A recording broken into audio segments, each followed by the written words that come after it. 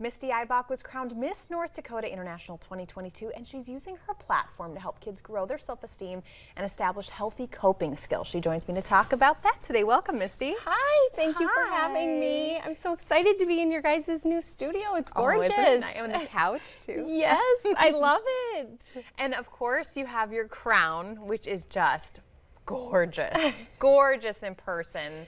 Thank you. Thank you. You know, I always tell people this crown and this sash are amazing and they're beautiful and they're all the things. However, they don't really mean much unless we're doing things inside the community, right? That's true, and that's exactly what you're doing. So what is it about this cause that made you want to get into schools and talk to kids?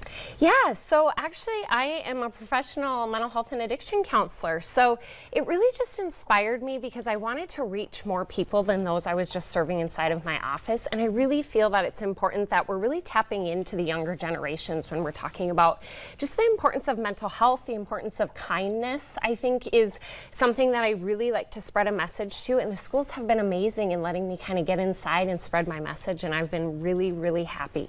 And it seems like you don't take for granted the fact that you have this platform, you've got the crown and the sash, and it gives you an opportunity to really get out there and kind of influence people. What is that like for you? Yes, and so I was actually in Bismarck on Friday and I was inside 11 different classrooms and it was so exciting. For me, it was something where, so Shine Your Light is my awareness campaign that I created, and it really teaches children the fundamentals of building self-esteem and confidence as well as healthy everyday coping skills. And so inside these small workshops is where children of all ages learn how to change their thoughts into these positive, powerful, can-do mindsets. They leave knowing three things: I am loved, I am worthy, I am capable. And the sad part is that unfortunately in the world today there are some children who maybe have not heard that, or at least not recently. Yes. So it's nice that someone's coming in to kind of give them that feedback. And you know, from the perspective of someone who's not a queen, a verifiable queen, we're all queens, but you're all queens. Yes. But I remember, you know, being a kid and having someone from a pageant come in, or having someone that I aspired to be come into the classroom, and how formative that was for me. So this must be so fun for you, being able to get out there and be that person and give them the positive feedback that they desire. Yes, and I think that's the really cool part about all of this, is just forming those connections and really just highlighting, like I said, the importance of kindness, because I feel like at that age we're really looking at preventative measures in terms of mental health. So we're looking at building their self-esteem, building their confidence, really tapping into how important it is and how much kindness matters to one another as peers, how you're talking to your teachers, how you're talking to your family members, and how powerful our words can be in really even hurting other people's self-esteem and confidence. And it's one of those things that I think as adults, you know, we can look back on our childhood years and we can see this. We can see how words affected us. Kids are not that emotionally aware. So I think it's great that you're going in there kind of trying to explain, like, look, when you say something to somebody else, it can hurt them and that can have an effect on their life. And obviously you are a counselor, so you understand that side of it. What obviously mental health is a huge issue. What specific things are you seeing in schools? I mean, you talked a little bit about bullying and things like that. What are you focused on?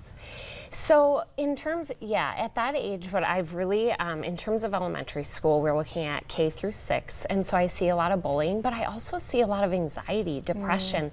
We're coming out of an era of COVID, right? Or, you know, in a lot of ways, we're still in that era of COVID. And what I saw even as a counselor and why I wanted to do this was the increased rates of depression and anxiety and just loneliness and isolation. And so the school that I was at this week actually was super excited because the principal had told me, she's like, it's just so amazing to actually have speakers come back in and to have kids really relate to people even outside of just the school, you know, community resources. And so that was really a really important moment for me to see that. And as parents, you know, we can relate to things like bullying, we can relate to things like just having struggles in school. What we can't relate to, because we never experienced in our generations, is the whole COVID being sent home for a year thing.